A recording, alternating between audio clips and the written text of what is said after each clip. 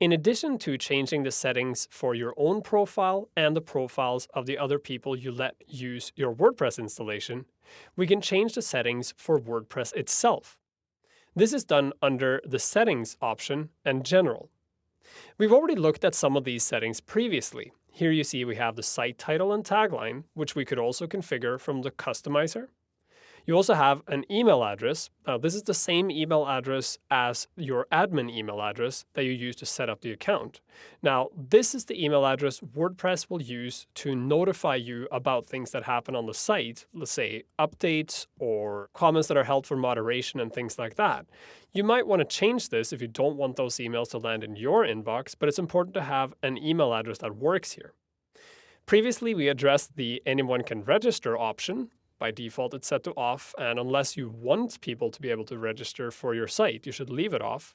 If you do activate it, be careful that the new user default role is set to subscriber, so that people don't get more privileges than they should have. Now let's take a look at the rest of these features, starting with these two, WordPress address URL and site address URL.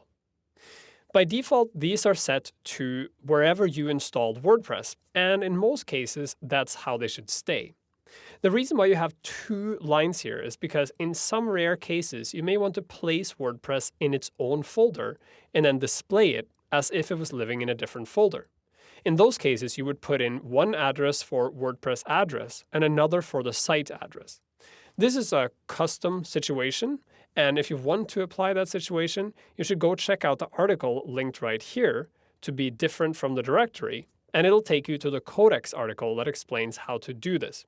But like I said, in most cases, that's an advanced option you don't need to use. Scrolling down, you have your time zone. Now this is the time zone that WordPress uses to count time. So right now, it's set to UTC +0, meaning this is basically Greenwich Mean Time. So if I set a post to publish at noon on Friday, it'll publish at noon on Friday in England. But I'm not in England, I'm in Vancouver in Canada. So I'm going to change this to where I am. So I'm going to type in Vancouver and look, Vancouver is on the list. Now, depending on where you live, your city might not be on the list. And in that case, you can find the standard UTC time, or you can find a time to the time zone that you're currently in, like another city that's close by you. You can also choose to change how the date format is displayed. By default, it's the American Standard, December 20th, 2013, but you can change it to a multitude of different standards. For example, if you live in Norway, you'd probably change it to 2012-2013. This is completely up to you. You can also change it to your own custom format if you want to by using the custom feature and reading the documentation for that. The same goes for time. By default, time is displayed in the American Standard, AM and PM in lowercase, but you can change it to any of these other standards if you want to. Finally, you can choose what day of the week you want the week to start on. This affects the calendar within WordPress, and if you display the calendar in your sidebar, for instance, this affects any calendar you may use inside WordPress. So for example, if you display the WordPress calendar as a widget in your sidebars or footers, then this will impact what day is set as the start day of the week. By default, it's Monday, but you can change it to another day if you want to. Once you've made changes to these settings, remember to click Save Changes to apply them. Now let's also look briefly at the writing settings. This page allows you to change things like whether or not WordPress should auto-format emoticons into actual graphics, so I'm going to turn that off. You can also get WordPress to correct invalidly nested XHTML automatically. If you're going to paste a lot of HTML into your content, you may want to do this just so that any errors get caught. But this is a rare occurrence, especially nowadays, because no one writes XHTML anymore. So this is more of a legacy option for older blog posts.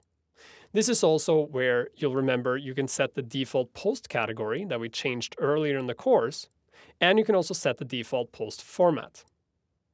This Press This option is actually a bookmark that you can add to your toolbar in your browser. And that way, if you find something interesting online, you can simply click the Press This button and it'll allow you to push that content directly to your blog right away. This is a custom option for people who blog a lot. I've never really used it because I don't create content this way, but if that's something that sounds like it matters to you, then try it and see what happens. Below Press This, you have this Post via email option, and this is interesting. If you're out traveling or you're not able to access the WordPress interface for some reason, you can set this up so that you can email yourself and then that email becomes a post on your site. This requires that you wire your email server to WordPress, and this requires a bit of a setup to make it work. But once it works, it actually works quite well, so you'll be able to email your site and automatically get updates on the front page. This is a very blog-focused feature, so I don't see a lot of people use it, but the ones that do are able to do some pretty cool things with it. At the very bottom, you see this title that says Update Services, and right now it says WordPress is not notifying any update service because of your site's visibility settings.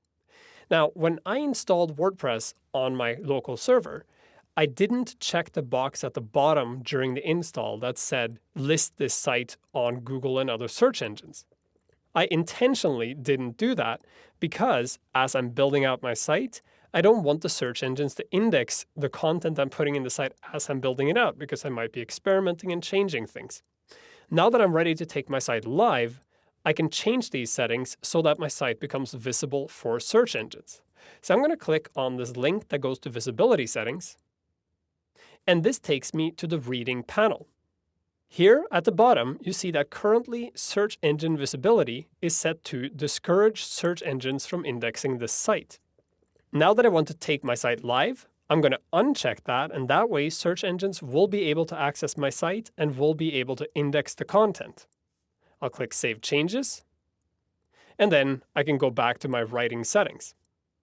Now at the bottom here, you'll see I'll be able to add update services to my site.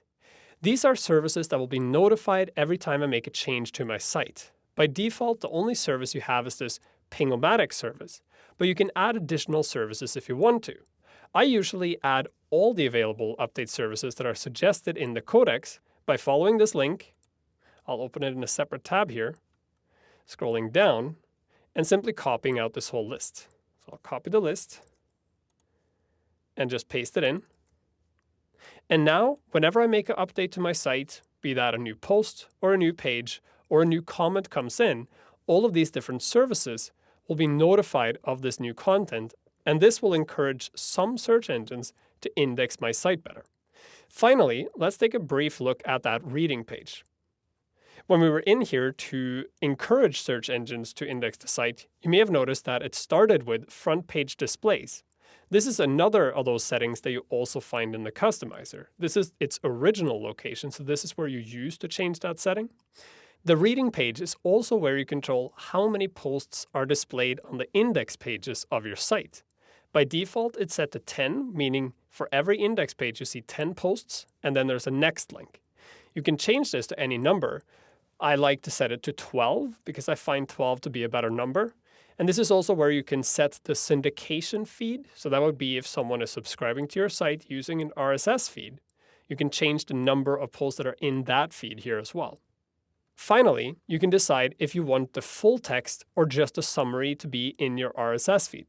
Now, this is important if you have advertising on your site, because if you have advertising, you probably want people to come and see the actual site and not just read your content in an RSS reader.